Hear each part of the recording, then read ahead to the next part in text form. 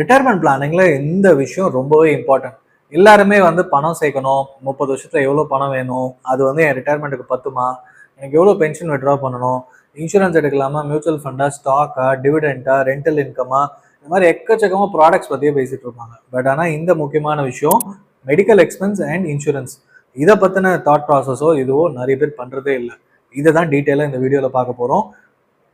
ஒரு retirement பிளானிங்ல medical expense ஏன் ரொம்பவே முக்கியம்? ஏன்னா இப்போதைக்கு லைஃப் ஸ்டைல் டிசீஸ் காமன் ஆயிடுச்சு. அதாவது உங்களுக்கு சுகர் இருக்கா இல்லையா அப்படின்னு ஆச்சரியமா கேட்குற அளவுக்கு எல்லாருமே பேச ஆரம்பிச்சிட்டாங்க. அதாவது ப்ரீ டயபெட்டிக் ரொம்ப நாளா இருந்தேன், இப்போ டயபெட்டிக் ஆகிட்டேன். அதுவுமே வந்து எப்படி நாமளே ஆஸ்வாசப்படுத்திக்கிறோம் இல்லை காமனாக எடுத்துக்கிறோம் அப்படின்னா, எங்கள் அப்பாவுக்கு இருந்துச்சு எனக்கும் இருக்க தானே செய்யும், எங்கள் அம்மாவுக்கு இருந்துச்சு எனக்கும் இருக்க தானே செய்யும் அப்படின்ற மாதிரி. என் ஃப்ரெண்ட்ஸ் எல்லாருக்கும் இருக்கு, எனக்கு மட்டும் எப்படி இல்லாமல் போகும் அப்படின்றது. ஸோ இது என்னன்னா, லாஸ்ட் ஒரு 2 ஜென்ரேஷனா இல்லை ஒரு 30-40 இயர்ஸா நம்ம லைஃப் ஸ்டைல் ஹேபிட்ஸ் மாறுறதுனால நமக்கும் வந்துடுச்சு. ஸோ அப்பாவுக்கு இருந்தால் இருக்கணும்னு அவசியம் இல்லை. ஏன்னா அப்பாவுக்கு முன்னாடி இருந்த தாத்தாக்கு சுகர் இருந்துச்சானா கிடையாது, அதுக்கு முன்னாடி ஜென்ரேஷனுக்கு சுகர்னு ஒன்று இருந்துச்சான்னு கேட்டிங்கன்னா கிடையாது. ஸோ அது எல்லாமே மாறுறதுக்கு காரணம் லைஃப் ஸ்டைல் டிசீஸ். ஸோ நம்ம ஹெல்த் ரிலேட்டடாக பேச போகிறது இல்லை, இது வந்துருச்சு அப்படின்றதுனால நீங்கள் எவ்வளோ காஷியஸாக இருக்கணும் அப்படின்னும் போது, சரி மெடிக்கல் எக்ஸ்பென்சஸ் பின்னாடி வரலாம், இல்லை இப்போவே உங்களுக்கு அதிகமாக இருக்கலாம். ஏன்னா எனக்கு தெரிஞ்ச ஒருத்தர்கிட்ட, நான் ஃபேமிலி ஃப்ரெண்டு, ரிலேட்டிவ் அப்படின்னு வச்சுக்கலாம், அவர்கிட்ட போய் பேசும்போது, ஒரு நாளைக்கு நான் 150 ரூபாய்க்கு மெடிசன் சாப்பிட்றேன் தம்பி அப்படின்னு ஆரம்பிச்சு ஒரு மாசத்துக்கு கிட்டத்தட்ட 5000 ரூபாய் அளவுக்கு ஆகுது, என் ஒய்ஃப்க்கு இவ்வளோ ஆகுது அப்படின்னு பெருமையா சொல்லிட்டு இருந்தாரு. மாடர்ன் மெடிசன் இல்லைன்னா ஒன்றும் பண்ண முடியாது. சரி எப்படி மேனேஜ் பண்றீங்க அப்படின்னா, அந்த காலத்துல சேர்த்து வச்ச பணம் அது பாட்டுக்கு போயிட்டு இருக்கு, கரைஞ்சிட்டு இருக்கு. பட் ஏதோ பென்ஷன் வருது, நான் சமாளிச்சுட்டு இருக்கேன் அப்படின்னாரு. ஸோ பென்ஷன் வருது, கவர்மெண்ட் எம்ப்ளாய் வந்து ரிட்டையர் ஆனதுனால சமாளிக்க முடியுது. ஸோ இப்போ 2004 மேலே ஜாயின் பண்ண யாருக்குமே கவர்மெண்ட் எம்ப்ளாய் இருந்தாலும் பென்ஷன் கிடையாது. என்ன சேர்த்து வைக்கிறீங்களோ அந்த பணம் தான் அவங்களுக்கு ஃபைனலாக கொடுக்க போகிறாங்க, செட்டில் பண்ண போகிறாங்க. அண்ட் அதை வச்சு தான் நீங்கள் சமாளிச்சாகணும்.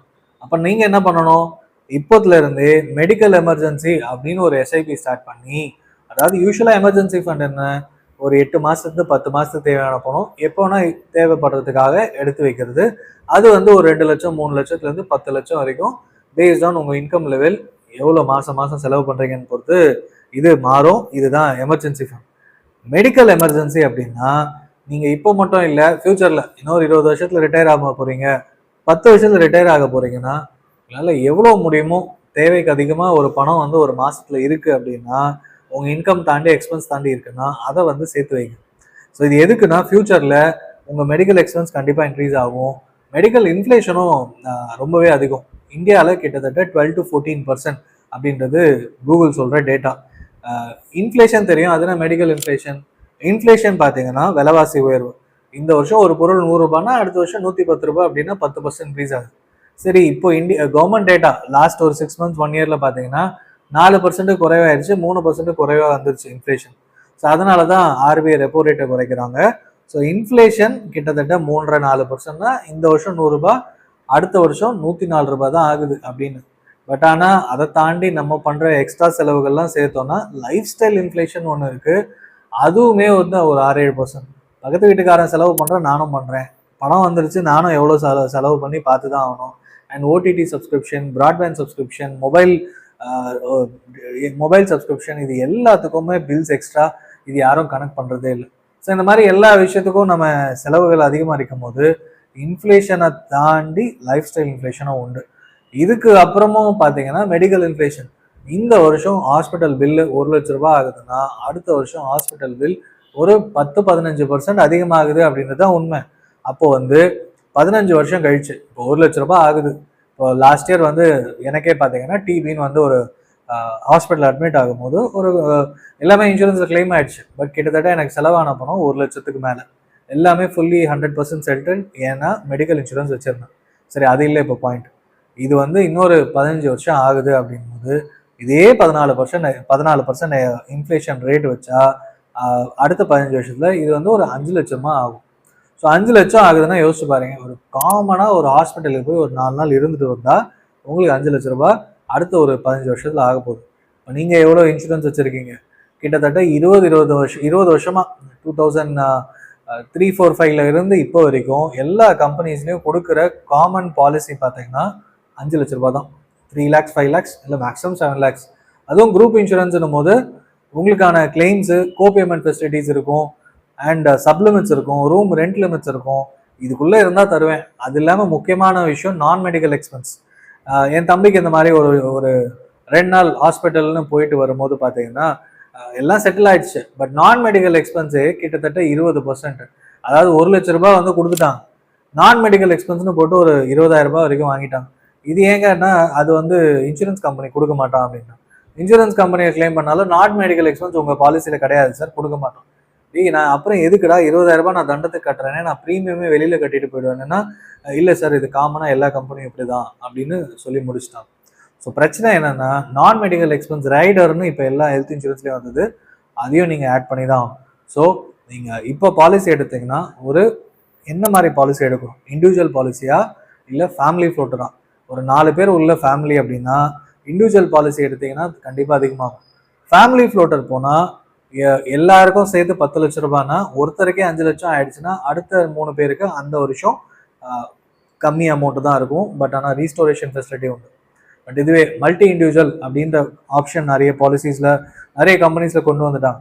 ஸோ தனித்தனியாக எல்லாருமே 10 லட்சம் வித் மல்டிபிள் ரீஸ்டோரேஷன்ஸ் அப்படின்ற ஃபெசிலிட்டிலாம் இதெல்லாம் ரைடர்ஸாக ஆட் பண்ணிட்டாங்க. ஸோ தனியாக பாலிசி எடுத்தீங்கன்னா இவ்வளோ தான் கொடுப்போம் அப்படின்னும். இந்த ரைடர்லாம் எக்ஸ்ட்ரா 1000, 1500, 2000 இல்லை 500ன்னு வச்சுருப்பாங்க. எல்லாத்தையும் ஆட் பண்ணிட்டீங்கன்னா உங்கள் பாலிசியில் ஃபுல் கவரேஜ் வந்துடும். ஸோ 4 பேருக்குமே தனித்தனியாக மல்டி இண்டிவிஜுவல் கவர் வந்துடும். அது மட்டும் இல்லாமல் மல்டிபிள் ரீஸ்டோரேஷன் பெனிஃபிட்ஸும் வந்துடும். சரி, இது மட்டும் போதுமா அப்படின்னா, சரி நிறைய பேர் கேட்குற காமனான கேள்வி, நான் வந்து தனியாக கம்பெனியில் வேலை செய்கிறேன், நான் வந்து கம்பெனியே எனக்கு பாலிசி கொடுத்துருச்சு, தனியாக பாலிசி வச்சுக்கலாமா? நீங்கள் கம்பெனியை விட்டு மாறுறீங்க, நடுவில் ஒரு 2 வீக்ஸ் பிரேக், அப்போது எந்த ஹெல்த் இன்சூரன்ஸ் கை கொடுக்கும்? கம்பெனி பாலிசி இருக்காது. அதே மாதிரி உங்களோட லிமிட் வந்து 5 லட்ச ரூபாய் அப்படின்னா 5 லட்ச ரூபாய்க்கு மேலே போகக்கூடிய வாய்ப்புகள் ரொம்பவே அதிகம். ஏன்னா மெடிக்கல் எமர்ஜென்சி எப்போ யாருக்கு எப்படி வரும் தெரியாது. 5 lakhs தாண்டிடுச்சுன்னா நீங்கள் தான் கை காசு போகணும். அதே மாதிரி கோ பேமெண்ட் ஃபெசிலிட்டி 20% இருக்குன்னா ஒரு 3 லட்ச ரூபாய் ஆயிடுச்சு. அந்த கோ பேமெண்ட் 20% அப்படின்னும் போது கிட்டத்தட்ட 50-60,000 நீங்கள் தான் கட்டணும். அண்ட் நான் மெடிக்கல் எக்ஸ்பென்ஸ் எக்ஸ்ட்ரா ஆகுது அப்படின்னாலும் எனி பாலிசி 1 லட்ச ரூபாய் தான் ஆகுது, ஃபுல்லாக செட்டில் ஆகிடும். பட் நான் மெடிக்கல் எக்ஸ்பென்ஸ் 10-15 ஆச்சுன்னா நீங்கள் கை காசு போடுற மாதிரி இருக்கும்.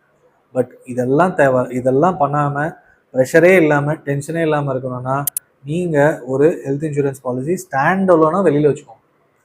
எப்போ எங்கே ஆனாலும் ரெனியூ பண்ணிகிட்டே இருங்க. ஒரு 4 வருஷம் ஒரு கம்பெனியில் கண்டினியூஸாக பாலிசி வச்சு பே பண்ணிகிட்டே இருக்கீங்க, ரெனியூ பண்ணுறீங்க அப்படின்னா அதுக்கப்புறம் உங்களுக்கு டயபெட்டிக் வந்தாலும் சரி, பிபி வந்தாலும் சரி, ஆட்டோமேட்டிக்காக ஃபுல் கவரேஜ் வந்துடும். உங்கள் பாலிசி டிக்ளைனே பண்ண முடியாது. நீங்கள் டிக்ளேர் பண்ணும்போது எனக்கு தெரிஞ்சு என் உடம்புல எந்த பிரச்சனையும் இல்லை அப்படின்ற மாதிரி எல்லாத்தையும் டிஸ்க்ளோஸ் பண்ணிட்டேன், ஐ ஆம் கம்ப்ளீட்லி ஃபிட்டுன்னு பாலிசி எடுத்துகிட்டு 4 வருஷம் கழிச்சு உங்களுக்கு பிபியோ சுகரோ ஏதோ ஒன்று ஐடென்டிஃபை பண்ணிட்டாங்க அப்படின்னா பை டிஃபால்ட் கவர் ஆகிடும். ஏன்னா வெயிட்டிங் பீரியட் மோஸ்ட்லி 2 வருஷம் அவ்வளோதான் இருக்கும். அது முடிஞ்சிருச்சு. அதுக்கப்புறம் எல்லாமே உங்களுக்கு வந்துடும். காஸ்மெட்டிக் சர்ஜரிஸ் மட்டும் கவரப் ஆகாது, அது டிஃபால்ட் எல்லா பாலிசிலையும் இருக்குது. மற்றபடி ஒரு 10 லட்ச ரூபாய் கவரேஜ் ஃபேமிலி ஃப்ளோட்டர் இல்லைன்னா மல்டி இண்டிவிஜுவல் எடுத்துட்டீங்க அப்படின்னா இன்னொரு டாப்அப் எடுக்கிறது ரொம்பவே முக்கியம். அது 10 லட்ச ரூபாய் பத்தாது. ஒரு tier 1 city, tier 2 city, Chennai மாதிரியான சிட்டிலையோ, மும்பை, டெல்லி இது மாதிரி பெரிய மாநகரங்களில் இருக்கும்போது நம்ம ஒரு கார்டியாக் அரெஸ்ட்டோ இல்லை இது மாதிரி ஒரு கேன்சர் இந்த மாதிரி எனி திங் எப்போனா வருது. ஸோ அப்போது ஒரு 10 லட்சம் இன்னொரு 40 லட்சம் இல்லை 90 lakhs வந்து டாப்அப். ஐயோ அவ்வளோ எடுத்தால் ப்ரீமியம் அதிகமாகுமே, கவலையே பட வேணாம். ஒரு 40 lakhs எக்ஸ்ட்ரா எடுக்கிறீங்க, ஓவரால் 50 lakhs கவரேஜ், பயம் இல்லாமல் இருக்கலாம். ஆனால் அந்த 40 lakhs நீங்கள் கட்டுற ப்ரீமியம் மேபி ஒரு ஃபேமிலிக்கு ஒரு 5,000 to 6,000 தான் எக்ஸ்ட்ரா கட்டுவீங்க. ஏன்னா டாப்அப்னு போனீங்கன்னா கம்பெனி ஏ பேஸ் பாலிசி எடுத்துகிட்டு அதே கம்பெனி ஏல டாப்அப் ஒரு 40 lakhs எடுத்தீங்கன்னா ப்ரீமியம் ரொம்பவே கம்மி. எப்போ ஒரு பாலிசியில் 10 லட்சம் யூஸ் பண்ணிட்டீங்க, ஒரு ஹாஸ்பிட்டல் அட்மிட் ஆயிடுச்சுன்னா by default top up policy activate ஆகிடும். அங்கேருந்து உங்களுக்கு பணம் கொடுத்துருவாங்க. ஸோ பயம் இல்லாமல் நான் மெடிக்கல் எக்ஸ்பென்ஸ் ரைடர் வச்சுருந்தீங்கன்னா 100% நீங்கள் ப்ரீமியம் எக்ஸ்ட்ரா செலவு பண்ணாமல் ஒரு ஹாஸ்பிட்டல் போய் ஃபுல்லாக கட்டிட்டு வெளியில் வந்துடும். ஸோ உங்களோட மெடிக்கல் இன்ஃப்ளேஷன் கவரப் ஆகிடும். இது ரெனியூ பண்ணிகிட்டே இருக்கீங்க, ஒரு 10 வருஷம் ஆகுது, 50 lakhs போதாது அப்படின்னா இன்னொரு 50 lakhs அடிஷ்னலாக பண்ணிக்கலாம். இப்போதைக்கு 50 லட்சத்துலேருந்து 1 கோடி ரூபாய் வரைக்கும் கவரேஜ் வச்சுக்கிறது எசென்ஷியல்.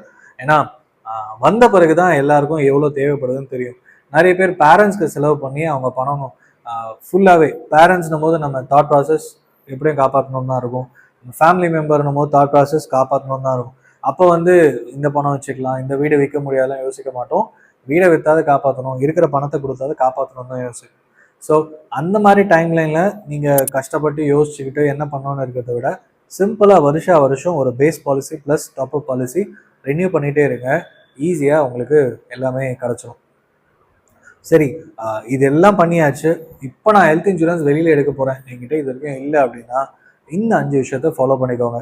அதாவது ஃபஸ்ட்டு பார்த்தீங்கன்னா கோபேமெண்ட் இருக்கா அப்படின்ற விஷயம். கோபேமெண்ட்னா நீங்கள் 100% செலவாகுதுன்னா 100% மெடிக்கல் இன்சூரன்ஸ் கம்பெனியே கொடுத்துடணும்.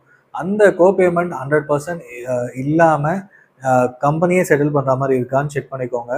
அண்ட் ஹாஸ்பிட்டல் நெட்வொர்க், நீங்கள் ஒரு நிறைய கம்பெனிஸ் ஹெல்த் இன்சூரன்ஸ் கம்பெனிஸ் இருக்குது. எந்த பாலிசி எடுக்க போகிறீங்க? நீங்கள் சென்னையில் இருந்தீங்கன்னா மேக்ஸிமம் கவரப் ஆகிடும். இதுவே சவுத்தில் குடியாத்தம் இல்லைன்னா டயர் 2 அம்பாசமுத்திரம் அந்த மாதிரினா நியர்பை என்ன பெரிய ஹாஸ்பிட்டல் இல்லை இருக்கிற கிளினிக்ஸ் எதாவது கவர் ஆகுதா அப்படின்னு தெரிஞ்சு வச்சுக்கிறது ரொம்பவே எசென்ஷியல். அப்போது எந்த பாலிசி எடுக்கலான்றதுக்கு ஹாஸ்பிட்டல் நெட்வொர்க் ரொம்பவே முக்கியம். 3வது பாயிண்ட் சப்ளிமெண்ட்ஸ். அதாவது இப்போ எடுத்துட்டோம், இந்த ஹார்ட் ரிலேட்டடில் இதுக்கு வந்து இவ்வளோ தான் தருவேன், கிட்னி ரிலேட்டட்னா இவ்வளோ தான் தருவேன், சப்ளிமெண்ட் வச்சுட்டே வந்தாங்கன்னா பாலிசி எடுக்கிறது வேஸ்ட்டு. ஸோ ஒரு 5 லட்ச ரூபா எடுத்துட்டேன், 2 லட்ச ரூபா அப்பா எடுத்துக்கலாம், 2 லட்ச ரூபா அம்மா எடுத்துக்கலாம், பையனுக்கு 1 லட்ச ரூபா அப்படின்னா அதுலேயே சப்ளிமெண்ட்டும் வந்துடுது. அப்போது உங்களுக்கு 5 லட்ச ரூபா ஃபுல்லாக ஒருத்தர் யூட்டிலைஸும் பண்ண முடியாது. ஸோ அதனால் அந்த மாதிரி பாலிசி இல்லாமல் ஜென்ரலாக பப்ளிக் இன்சூரன்ஸ் கம்பெனிஸ் எல்லாத்துக்கும் இந்த மாதிரி ஒரு லிமிட்டோட வச்சுருப்பாங்க. அண்ட் அப்புறமா பார்த்தீங்கன்னா ரூம் ரெண்ட் லிமிட் இல்லாமல் இருக்கணும். ஸோ நீங்கள் ஐசியூ போனீங்கனாலும் ஃபுல் கவரேஜ் கிடைக்கிற மாதிரி பார்த்துக்கிறது ரொம்பவே எசென்ஷியலான விஷயம் அப்படின்னு சொல்லலாம். இயர்லி செக்கப், அதாவது வருஷம் ஃபஸ்ட் இயர் முடிஞ்சதுல இருந்து பார்த்தீங்கன்னா ரெனியூ பண்ணிகிட்டே இருக்கீங்கன்னா ரெனியூ பண்ணோடனே இயர்லி செக்கப் ஃப்ரீயாகவே பண்ணிக்கலாம். அது இன்சூரன்ஸ் கம்பெனிஸில் ரைஸ் பண்ணிங்கன்னா ஆட்டோமேட்டிக்காக அவங்க வந்து எந்த ஹாஸ்பிட்டலில் போய் என்ன பண்ணலாம் அப்படின்னு சொல்லிடுவாங்க. ஸோ நீங்கள் எடுத்துக்கிட்டிங்கன்னா உங்கள் உடம்பை பற்றி நீங்கள் ஒரு கிளாரிட்டி வச்சுக்கலாம், இதுதான் பிரச்சனை, இதை எடுத்துக்கிட்டால் நல்லது அப்படின்னு. ஸோ ஆட்டோமேட்டிக்காக உங்கள் உடம்பை பார்த்துக்கிறதுக்கு இது ஒரு பெஸ்ட்டு வழியாக இருக்கும். ஸோ ஒரு ஹெல்த் இன்சூரன்ஸ் எடுத்ததுனால உங்கள் உடம்பையும் பார்த்துக்க முடியும், மெடிக்கல் இன்ஃப்ளேஷனை சமாளிக்க முடியும், ஃப்யூச்சர் காஸ்ட்டை கண்ட்ரோல் பண்ண முடியும், அண்ட் உங்கள் உடம்பை கம்ப்ளீட்டாக ரிஸ்க் ஃப்ரீயோடு வச்சுக்க முடியும். எல்லாம் தாண்டி ஆக்சிடெண்ட் ஆகிறோம், வேறு என்ன வேணால் ஆனாலும் பயப்படாமல் உங்கள் உடம்பை நல்ல ஹாஸ்பிட்டலில் யார் தயவும் இல்லாமல் நீங்களாகவே பார்த்துக்க முடியும். சிம்பிளாக ஒரு base policy plus top up policy இருந்தால் தாராளமாக போதும். ஸோ உங்களுக்கு வேறு ஏதாவது டவுட்ஸ் இருக்குது அப்படின்னா ஹெல்த் இன்சூரன்ஸ் ரிலேட்டடா அப்படின்னா கண்டிப்பாக பாருங்கள், கேள்வி கேளுங்க. ரிட்டையர்மெண்ட் பிளானிங்கில் ஏன் முக்கியம் அப்படின்னு தான் இன்றைக்கி இந்த வீடியோவில் பார்த்தோம்.